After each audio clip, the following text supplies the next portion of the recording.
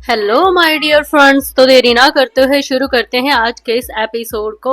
और एपिसोड की स्टार्टिंग में ही हम सीधा पहुंच चलते हैं हॉस्पिटल में। यहाँ पर हमारी हीरोइन उस पेपर को पकड़कर बैठी होती है जो कि सीईओ ने उसे अभी अभी भेजा होता है, यानी कि ब्लास्ट ट्रेनिंग प्रोग्राम का।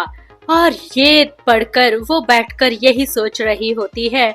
तो असल में वो ये पेपर देकर मुझे ये कहना चाहते हैं कि किसी और से उम्मीद करने से अच्छा है कि मैं अपना काम खुद करूं, जाने की जो किडनैपिंग करनी है वो मैं खुद करूं। हाँ, एक खुद ही एक ऐसा एजेंट बनना होगा मुझे कि जो वो चाहे वो पा सके। इसलिए अब मुझे इस पर ध्यान देना होगा। वो अपने ख्वाबों में खोई ही थी कि तभी उसे एक आवाज आने लगती है और वो दूसरी तरफ देखने लगती है।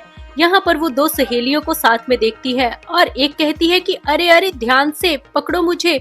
अरे यार तुम साइड हटो, तुमसे अच्छा तो ये लाठी है, मैं इसे पकड़कर ही चलूंगी।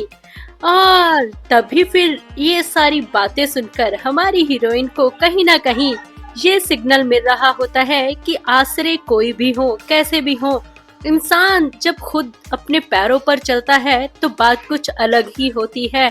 और ये सारे एहसास आज उससे अब इस वक्त होने शुरू हो चुके थे।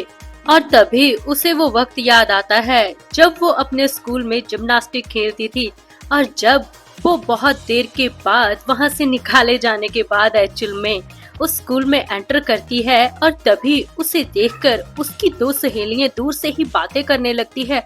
अरे देखो देखो, ये तो हांसी और ह्यूंग है ना। हाँ हाँ, ये यहाँ पर क्या कर रही है, इसे तो यहाँ से निकाल दिया गया था ना। हाँ, मगर ये तो जिम्नास्टिक की बहुत अच्छी प्लेयर है ना। सुना है कि यू डियान की वजह से ये स्कूल को छोड़कर चली गई। अच्छा, मगर सच कहूँ तो ये अपने टीममेट्स के लिए किसी बुरे सपने से कम नहीं थी।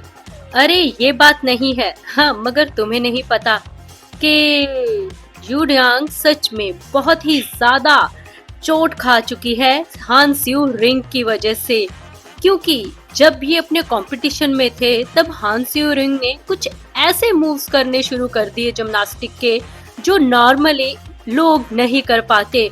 और उसकी वजह से उसे देखकर जू डियान को वो सब कुछ करना पड़ा। और ये उसके लिए एक चैलेंज था, उसके साथ साथ खुद को मेंटेन करना। मगर वो इतनी आसानी से उसे कॉपी नहीं कर पाई। लाख कोशिश करने के बाद आखिरकार एक मूव पर आकर उसका बैलेंस छूट ही जाता है और जिसकी वजह से वो बहुत ही बुरी तरीके से गिरती है। और उस गिरने की वजह से ही उसके वो पैर, उसकी वो पाँव, जिसकी वजह से वो आज तक यहाँ पर इस कंपटीशन में पार्टिसिपेट कर पा रही थी, उसकी वजह से वो सब कुछ खत्म हो चुका। और तभी फिर दूसरी लड़की कहती है कि पर इसमें हांसी और इनकी क्या गलती है, वो तो ज्यूडियान थी ना जो कॉपी करना चाहती थी। और तभी फिर वो कहती है कि हाँ सच में हो सकता है कि यही वजह हो। और तभी फिर हमारी हीरोइन उस वक्त को याद करते हुए सोचती है कि असल में मुझे जिम्नास्टिक बिल्कुल भी पसंद नहीं थी। अजीब सा फ्लोर होता था और अलग अलग सितारे और बार्स, और सच कहूँ तो चलने के लिए जगह भी बहुत कम थी।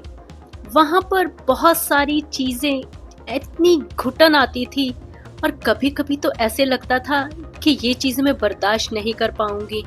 पर मैं देखना चाहती थी कि मेरी ये बॉडी और कितना बर्दाश्त कर सकती है।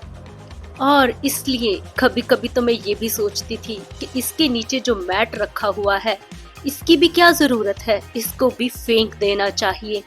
हमेशा यही सोच रही है मेरी। और तभी उसे वो वर्ड याद आते हैं जो किम ह्यून ने उसे कहे थे कि याद रखना तुमने एक इंसान की जान ली है। और तभी फिर वो सोचने लगती है कि शायद मुझे पहले लगता था कि वो मैट हटा देना चाहिए, मगर बात असल में मैट की थी ही नहीं। बात थी कि मुझे एक नया मैट चाहिए। यहाँ पर कोई भी रूल ना हो, यहाँ पर मैं कोई भी रूल ब्रेक कर सकूं अपनी मर्जी से। किसी को मार सकूं और किसी की जान ले सकूं और किसी का कुछ भी कर सकूं। हाँ, और सच कहूं तो ये मेरी स्टोरी है। किसी और के ऊपर भरोसा करना और किसी और से उम्मीद करना, हाँ, क्या बेवकूफी है। बस एक बार जब आप मैदान के उस मैट पर उतर जाते हैं तो वहां पर आपको ही जंप करना पड़ता है। आपकी जगह पर कोई और नहीं आता और खुद को ही गिरना पड़ता है और खुद को ही संभलना पड़ता है। उस पाइप को कसकर पकड़ना पड़ता है अपने इन्हीं हाथों से और उस स्टेज पर आप अकेले होते हैं और कोई भी नहीं होता। वहां पर सिर्फ और सिर्फ काम आती है तो आपकी ताकत, आपकी अंदरूनी ताकत, और उसी के साथ आप कामयाब होते हैं। और इसलिए ये कह सकती हूँ मैं कि सारी चीजें दोबारा से अब शुरुआत में आ चुकी हैं। मतलब कि अब मेरी नई शुरुआत शुरू है और एक दृढ़ निश्चय के साथ हमारी हीरोइन बिना किसी से डरे, बिना किसी के भय के साथ वहां पर पहुंच जाती है उस ट्रेनिंग प्रोग्राम में।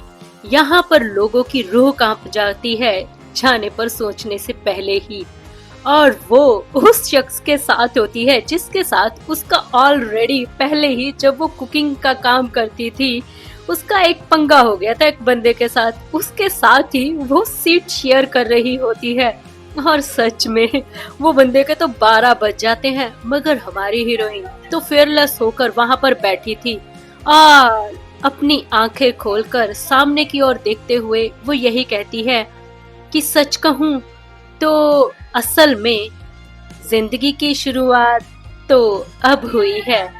असली स्टार्टिंग पॉइंट तो यहाँ से शुरू होता है मेरे बदले का। वो काफी जोश में होती है अपने हर एक बदले को पूरा करने के लिए। और इसके साथ ही हम इस स्टोरी को यहीं पे समाप्त करते हैं। आई होप कि आप मेरी थोड़ी सी इस जो नॉइज वो जो आ रही है उसको थोड़ा सा इग्नोर करेंगे पीछे से, क्योंकि मैं इस वक्त एक्चुअल में अपने घर पर नहीं हूँ, मैं कहीं पर आई हुई हूँ। मैं फिर भी आप लोगों के लिए स्पेशली सारे के सारे मैनहॉस को कंप्लीट करने के लिए मैं रोज एक एक दो एपिसोड डालना चाहती हूँ ताकि आप लोगों को आपके पसंदीदा सारे के सारे मैनहॉस मिल सकें। इसके बाद मैं जल्द से जल्द स्टार्ट करने की कोशिश करूंगी ट्रेस ऑफ द मून को, बस्तियां को, और उसके बाद मैं जो भी मेरे बाकी पेंडिंग पड़े हुए हैं सारे के सारे रेगुलरली लेकर आती रहूंगी। So please keep supporting me. मेरी थोड़ी सी ही सिचुएशन को समझने की कोशिश कीजिएगा कि मैं सारे एक दिन में एपिसोड्स नहीं डाल सकती, इसलिए कीप सपोर्टिंग मी।